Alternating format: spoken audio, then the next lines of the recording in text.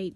Only fitting, Ravens, that as we continue to read Hide and Seeker, I am sitting in the parking lot in the dark, waiting for my daughter to finish her softball practice. But we'll keep going. Chapter 5, page 47. No! I jerk awake and fight off the tangled sheets, panting. I scramble back until I slam against the bed frame. My blurry eyes zoom around. I'm in my room, safe. Bright beams of sunlight shoot through the blinds, forming a cage around my bed.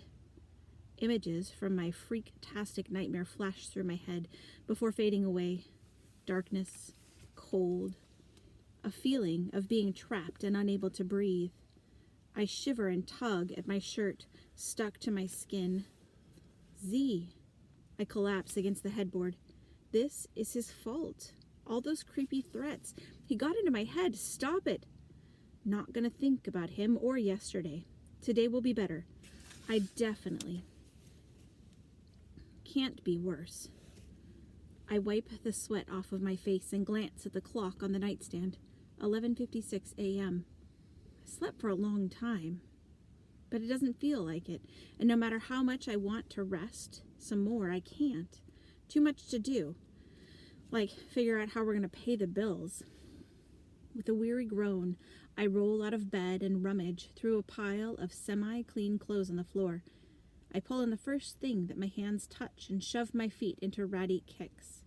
Should probably shower, but I'm already dressed and we need to save money on the water bill anyway. Besides, Lyric won't care if I smell a little. Hope he doesn't keep me in the mall all day and really hope we won't talk about Z this whole time. After quickly brushing my teeth and washing the crust from my eyes in my small bathroom, I grab my puzzle piece off my nightstand and stuff it in my back pocket. I open the door and step into the hall. The house is deadly quiet, which means Victoria is gone again. With school and her work schedule, I hardly hear her.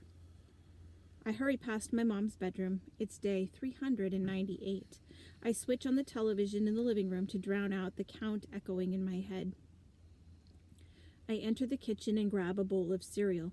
A high-pitched tone blares from the television. Beep, beep, beep.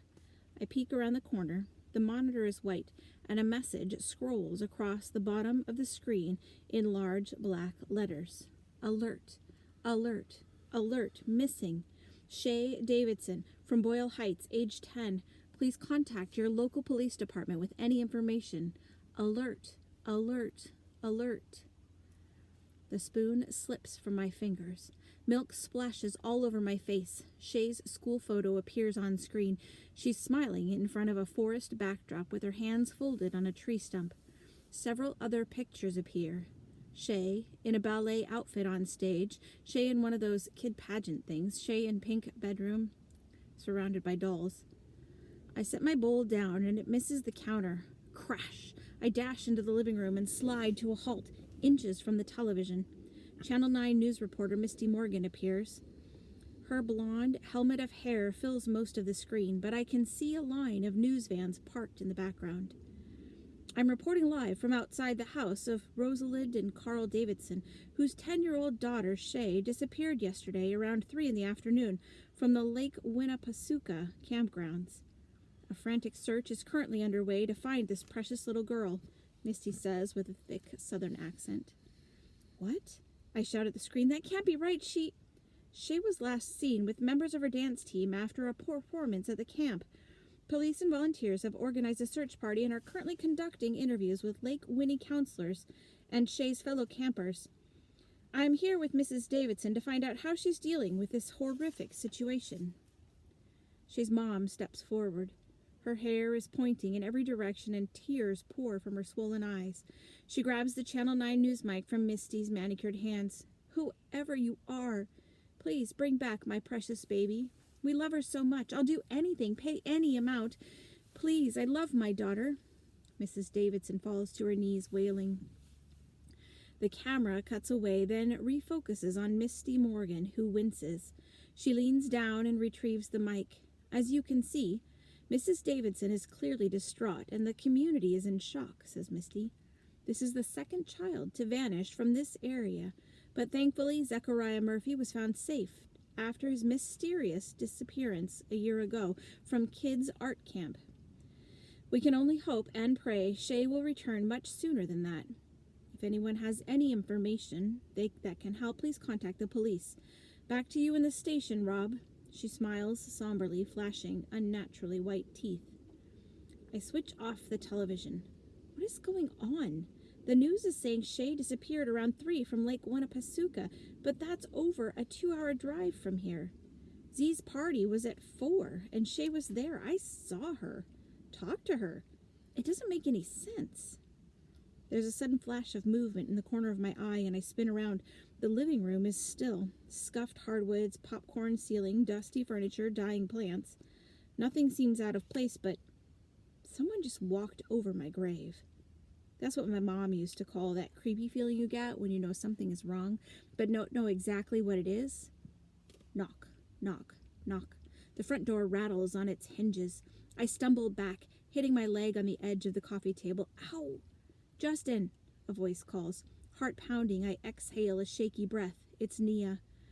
I limp across the room and fling the door open. Nia stands on the porch, and behind her is Quincy, wearing his school backpack. Why is he here? Nia pushes past me, pulling Quincy inside after her. She throws herself on the couch. Quincy flops down on a chair. He clutches his backpack to his chest. Did you hear about Shay? Nia asks. Shay, Quincy repeats sadly. I just saw it on the news. I rub my throbbing leg. They said she was away at dance camp, but what's that about? I mean, we saw her, right? Didn't we? Nia is practically shouting. Her borderline panic rubs off on me, and I quickly replay yesterday over in my mind. Yes, Shay was definitely there. She was the one who suggested we play hide and seek. It doesn't make sense, Nia says. And guess what? Carla is missing too. She points at Quincy. He nods. I swallow hard. What? I ran into him on the way here. He was running away to search for his sister. What do you mean? I'm about to lose it. Quincy's mouth opens and closes. Opens and closes. Nia springs forward and shakes him. Use your words! Use your words! Carla wasn't around when I woke up and I can't find her. But Misty Morgan didn't say anything about Carla. I lean against the arm of a chair, since my legs won't hold me. Quincy lowers his head. His shoulders touch his ears. My parents think she ran off. She does that sometimes, but she tells me first, and she's usually back after a few hours. And she left something. She would never take off without it. Justin, we were with them yesterday, and now they're gone. Nia bites her lip. What if we need to be interrogated by the police? Should we turn ourselves in? She gasps. What if we're suspects? Whoa, whoa, whoa. I hold my hands up. We didn't do anything, did we? Oh, man, my brain is fried. What if some psycho is targeting kids in our neighborhood? Nia whimpers. You put up all those missing flyers for Z and created the website so people could post if they saw something. And we're going to have to do that for Carla now. For Shay? No, this is different. It has to be. Quincy, where would Carla go? Did she say anything? He scratches the back of his neck. Well, she was pretty mad about the party, you know, with Z and everything. She said it was his fault she got bit. Bit? She's got a mark on her wrist. Last night, like a bad sore. She said she must have gotten it when she hid under the porch. How is that Z's fault? Nia asks. Quincy shrugs. What did it look like, I say? It was bumpy and swirly. Quincy's thick eyebrows met in the middle as he thinks, like a cinnamon roll. That sounds like ringworm, says Nia. Gross. No, it was different. Quincy shifts on the chair, setting his backpack on the floor next to his feet. Carla said it burned real bad, and it felt like something was moving under the mark. I rub the back of my tense neck. A mark. Where does that sound so familiar? What? Nia asks me. What is it? Startled, I turn to her. It's just, nothing. No, not nothing, says Nia, pointing a finger at me. What are you thinking? I run a shaky hand over my face. You remember when Z flipped out? He kept repeating that weird chant. Out of the darkness, no more light. Now it comes to steal your life. And then he mentioned something about a mark. What if it wasn't a bite? Nia says with wide eyes. What would that mark mean? Look, it's stupid. Forget it. Nothing scary is happening. I don't sound as convincing as I want to. Quincy slowly raises his hand. He's like in school and wants a teacher to call on him. Yes, Quincy, Nia says. Last night, did anyone have a bad dream, like hear something, say weird stuff? Last night? What kind of stuff? Please don't let it be the same. Please don't let it be the same. Quincy swallows hard. Now it's my time to seek and play. New rules you'll have to learn and obey. Get ready for mischief to begin, one by one until I win. I had a nightmare and heard the same scary words, Nia whispers and hugs herself. I sink into the couch. This is bad, real bad. How is that possible? Did Z curse or something? Asks Quincy. My mom used to say when it rains, it pours. That means that when bad stuff happens, more and more bad stuff happens. She was right. I'm drowning in a sea of scary. Let's go. Nia jumps to her feet, grabs Quincy by the arm, and tugs him toward the door. Wait, my backpack, he cries. It's on the floor next to the chair. He races back to get it and tugs it on his shoulders. You too, she says to me. Go where? I'm fine right here, inside, not searching for trouble. To see Z. We need answers, she says with her duh face. I shake my head. Nope, not going back over there. Doesn't she remember what happened yesterday? Z could be dangerous, and I hate seeing him so different. Nia pushes Quincy out the door and turns to glare at me, chin out, hands on hips, foot tapping to her own frantic beat. Not good. We need to find out what's going on, Nia says. Do you want to just sit around and wait for something bad to happen? What if something happens to me while I'm out looking for answers? Would you be happy you stayed home then? I sure don't want anything bad happening to you. Nia, you're my very best friend and I love you. Not love, because that would be gross, but I do care about you. We've known each other since we were born. You'd never forget me. And you always listen to me, even when you don't want to. You hear me.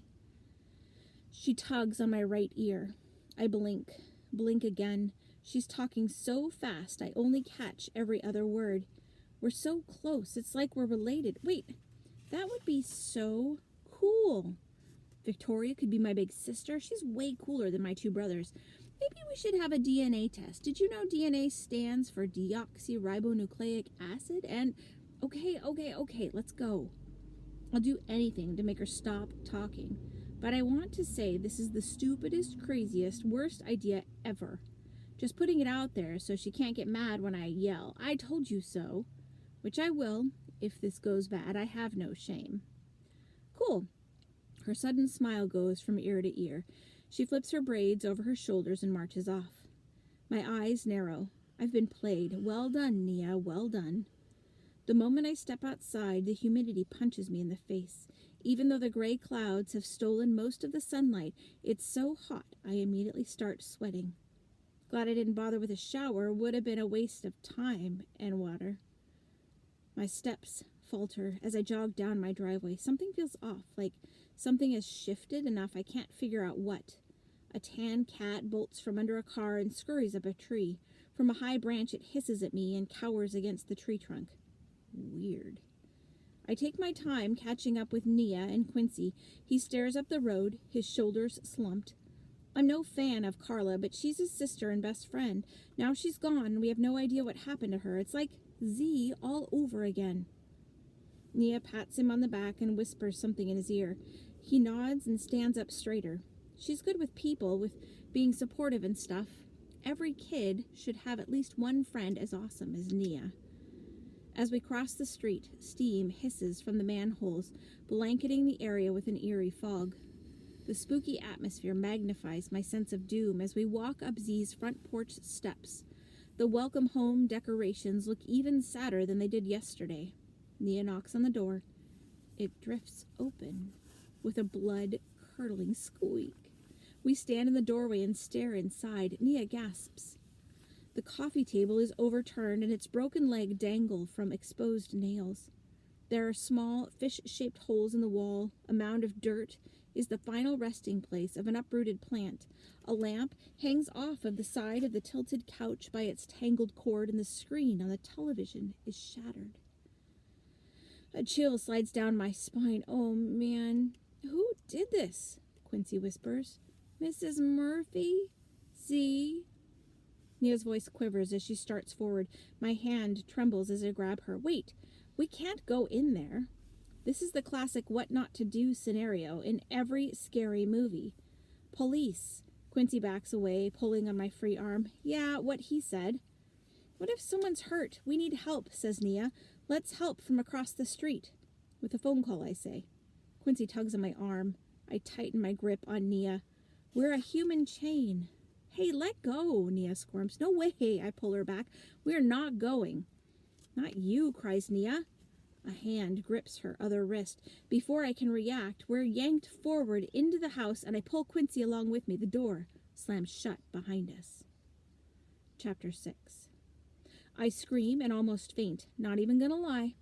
Quincy falls to the floor, curling into a tight ball. He rolls into the nearest corner. Nia's turbocharged arms and legs windmill and kick at a dizzying speed. Get away from me! I will hurt you! I know kung fu, karate, jujitsu. I will take taekwondo. Do you up in here? Hey, watch the face, a voice cries. Chill out, it's just me. Lyric? He lowers his arms from where he's covering his head. I don't know whether to hug or choke him. Man, what are you doing here?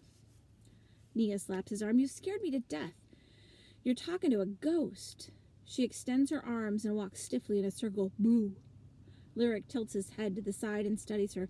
That's more zombie-like, but I get where you're going. Quincy scrambles to his feet, stumbling over the furniture. What happened? Nia gestures to the broken table. Z, says Lyric with a heavy sigh. Mrs. Murphy said he tried to leave last night. He kept talking about stopping something. Apparently it was a rough night. Is she okay, I ask? Lyric nods. Yeah, she needed to run to the store to get stuff for Z and asked if I'd hang out here until she got back. Z's in his room resting. I was cleaning up some and then thought I'd go check on him, but y'all showed up. Lyric sweeps the trash into a dustpan. Half hidden under the broken leaves is a harmonica. He picks it up and shakes off the dirt. Small pieces of newspaper and tape are still stuck to the one dented side. It's Z's welcome home gift. Lyric swallows hard and his hands clenched around the harmonica. Nia steps forward. Lyric? It's cool. I can fix it or get him another one, he says. The harmonica may have come from a thrift store, but it costs something. Lyric doesn't have extra money to waste. He saved up a long time for that gift, and now it's busted. I look around the room again, and this overwhelming need to run and hide hits me with such force I have to catch my breath. I take a step toward the door, putting a little more distance between me and Z's room. Why did he want to leave so badly? Where was he going? Did you hear about Shay? Nia asks. Lyric nods. Yeah, it's all over my police scanner. Wait, what, you have a police scanner? Lyric shrugs. It was my dad's. It helped him know things. What kind of things, I ask. Nia snaps her fingers at us. Focus, please. The news said Shay was at a dance camp with 2 hours away, but she was at the party with us. What's up with that? It's not possible, says Lyric. She couldn't be in 2 places at once. Maybe she's with Carla, Quincy says. Lyric's eyebrows raise. Carla? Why would Shay be with her? And what's up with the backpack? Quincy tugs on the straps. I have stuff for Carla. Carla disappeared too. The words tumble from my mouth. She's gone. Lyric's jaw drops. Nuh-uh. Like ran off or missing? Missing. Quincy's eyes are so wide they've combined. He's a cyclops. Which one? Lyric asks him. Ran off or missing? Quincy stares blindly. We've lost him. Missing. It's easier if I answer. Go ahead and freak out. I already did. Nia slumps against the overturned couch. Whoa. Lyric bites his thumbnail. Carla? And this stuff about Shay. Dude, there's something else. I swallow hard. We were talking at my place. Did you have a nightmare last night? Hear a freaky voice? His blue eyes widen. Man, yeah, it was bad. Something was like stalking me and saying weird stuff. Might not ever sleep again, and when I woke up, that scary feeling was there. He touches his chest, like inside me. We had the same dream. Nia tugs at her braids, and I feel different too, not right. Quincy nods. Me too. What's going on? Asks Nia. Their eyes lock on me. Whoa, hold up. Why is everybody looking at me? What do we do? Lyric asks. Run! Hide! Quincy eases toward the door. I kind of agree with Quincy. I can't believe those words came out of my mouth. No, you don't, says Nia. I don't? I ask. Lyric crosses his arms and stares at me incessantly. You always have a plan. You're our official, unofficial leader. Lead. I study my sneakers. I might have been the leader in the past, but we've never faced anything like this. How am I supposed to figure out why all this strange stuff is happening? Anyway, that was the old me, the pre-mom death me. Things are different now. I'm different now. Justin, we have to figure out what's happening and find Carla and Shay. What if we're next? I'm not down with disappearing, says Nia. My shoulders slump. Okay, look, since we're already here, we might as well talk to Z. He said some strange stuff yesterday and he was really upset. Maybe he knows something. My shoulders slump. Lyric's bushy eyebrows bounce up his forehead like he's involved. Z? How? Why? No way. Well, Nia fidgets with a button on her shirt. It did sort of sound like he was threatening us. Even after everything that went down yesterday, I don't want to believe Z would hurt anybody. He's my friend. Well, he used to be. Any other ideas? Please. Someone. Anything? Nia's lips screw from left to right. She taps her chin. Quincy stares at the wall. Lyric scratches the side of his head. I got nothing. Me either, says Nia. Great, no help. I march down the hall. Let's hurry before Mrs. Murphy gets back. We stop outside of Z's room. Nia gasps and points at the locks on the door. Oh, yeah, that's what I thought when I saw the locks, said Lyric. Quincy glances down the hall like he's about to make a break for it. I'll wait outside. Nia grabs his arm. We should stay together. I wish Carla was here, he whispers, his voice trembling. That's why we need to talk to Z, I say, to see if he knows how to help find her. I place my ear against the door and listen for the sound that screams, do not enter, but I only hear loud breathing. Nia's warm breath tickles the tiny hairs on the back of my neck. What are you waiting for? Personal boundaries, none. We need to discuss that later. My tongue skims across my dry lips as my numb fingers release the deadbolts. Click, click, click. With a slight push, the door glides open with a loud whine. Cold air whooshes from the room and chills my skin. I'm hit with a strong smell of fresh paint and markers. Whoa, says Lyric. The bedroom walls used to be filled with Z's cool art drawings of superheroes and robots. Now the paintings are covered with large splashes of black paint, numbers and strange symbols. The movie posters, life-size creatures, standees, and action figures are all gone. His desk, bookshelf, and television are missing. Instead, there's a twin mattress on the floor with a mountain of tangled blankets. The only light comes from the bulb hanging from the ceiling and the rays of sunlight that have wrestled past the paint-splattered blinds. A whimper breaks the stunned silence. My gaze flies across the room to the huddled figure rocking back and forth in a corner. Markers, paper, paintbrushes, and other art supplies are scattered around him. Z stares at a wall as if hypnotized. He's been in here alone like this, whispers Lyric. This room, it's like his prison. This ain't right. Nia nudges me towards Z. Go talk to him. I dig my heels into the floor. Why me? Nia pokes me. I spin around and grab her finger. She tugs. I tug harder and glare at her. She growls, stare off. Lyric swats his hands at us. Dude, can you two stop? We need to hurry. Mrs. Murphy could be back any minute. We all go, Nia says. Good idea. We shuffle into the room as one, like we're stuck together with Velcro. We tremble. It could be from the cold, but my vote is that it's from fear. Z, My voice cracks. We want to ask you about yesterday? No response. Carla and Shay are missing, I tell him. Still, nothing. Z. Lyric holds up the broken harmonica. Look, man, don't worry about this. I'll get you a new one. He hesitantly lifts it to his mouth and plays a little tune. The sound is so spookily off key, I flinch. Lyric stops playing and stares at the instrument for a long moment. You can keep this one for now, just in case you want to start practicing, he says to Z. Nia squeezes my hand as Lyric slides the harmonica across the scuffed hardwood floor. It lands near Z's leg, but he still doesn't respond. He continues to stare at a drawing of a big insect-like creature. Its head is grotesquely large, and its face is covered with red eyes, no nose, no mouth. Z has drawn thin arms with scales extending from the body, and its hands are sharp claws. The wings protruding from its back are black with spikes. It looks horrifying and creepily realistic. This was a bad idea, I say. Let's... Z leaps to his feet and turns to face us. We scramble back, slamming into the wall with a loud thud. He stalks across the room. He's even paler than yesterday, and the scars on his arms stand out even more. Justin, says Nia shakily, look at his wrist. There's a swirl pattern slightly bigger than a quarter. That's the mark. That's what Carla had on her arm. Quincy. I swallow the lump in my throat. Z? Tears trickle down his cheeks. He holds out a photo. His fingers are stained from the black and red markers. The picture was taken after a baseball game 2 years ago. Z was on my team and we won first place in the tournament. He's holding the trophy.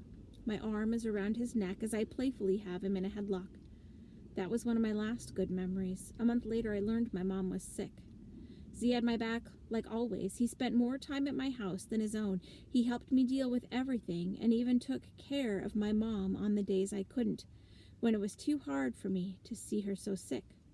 Lyric and Nia were there for me too, but it was different. They wanted to cheer me up and make me feel better. They promised it would be okay. But Z didn't. He didn't say much at all. He let me freak out. He listened when I needed to talk, and some nights he sat silently watching while me, my mom, and Victoria worked on our puzzles. Then he disappeared, and a week later, Mom died. I lost them both. I stare at the photo. We're both so different now. I couldn't do it, he says. My eyes fly back to his face, and for a brief moment I see my friend, all of him. He extends his fist. His thin arm trembles. I hesitantly bump his knuckles with mine. Z, I don't understand. Do what? Play. I said I would, but I couldn't. A shade falls over his eyes and his nostrils flare. He hits his head with his fist. I didn't do my part. A knot bulges in his throat as if the words are stuck. Want to help, he growls. I didn't mean it. Bad place. Had to leave. Sorry. And just like that, he's gone. Lost again. My heart burns a hole through my chest. I nudge Nia back toward the door. See what happened to Carla and Shay? Lyric asks. Are we in danger? Nia asks. What does that mark mean? She tries to get around me, but I hold her back. Z walks back toward his weird wall. I went up the hill. The hill was muddy, stubbed my toe and made it bloody. Out of the darkness, no more light, the seeker comes to steal your life. Yesterday you sealed your fate by playing what it loves to hate. Once you're tagged, then you will know. The mark appears, it's your time to go. Now you're in the final count. It's closer to the set amount. Once it reaches its final goal with the power that it stole, it will win and now can roam. Our world becomes its seeking home. That's it. We're out. I shove everyone into the hallway and I close the door. Lyric's hand shoots out. Wait, what's he doing? Z grabs a large black marker off the floor and draws 5 stick figures on the wall. He's an awesome artist, but this looks like something a toddler would draw. His motion is jerky and frantic. He writes the names above each figure. Carla, Quincy, Nia, Lyric, Justin. Then with a giant X, he crosses out each person. Quincy makes a sound, a combo of a screech, moan, and laugh. Is that a hit list? Nia gasps. What? Game over, Justin, Z says. It's my fault it came. Now you'll pay. Now you'll pay. Now you'll pay. He waves the marker around wildly. You're here. You're not to that place you'll go. You disappear, and only fear you'll know. Yanked from the room. Quincy slams the door. Lyric locks the deadbolts. What was that? Bad. Thud. The bedroom door shakes like he's slamming himself against it. The doorknob turns. Quincy races down the hallway faster than the flash. Bam. Thud. Bam. Thud. Nia trips over her feet as she backs away. What's he doing? Bam. Bam. I gulp, trying to break through the door. Wood around the doorframe splinters. That's the end of chapter 6. We'll start with chapter 7 on Tuesday, 3:15 for Enrichment Read Aloud.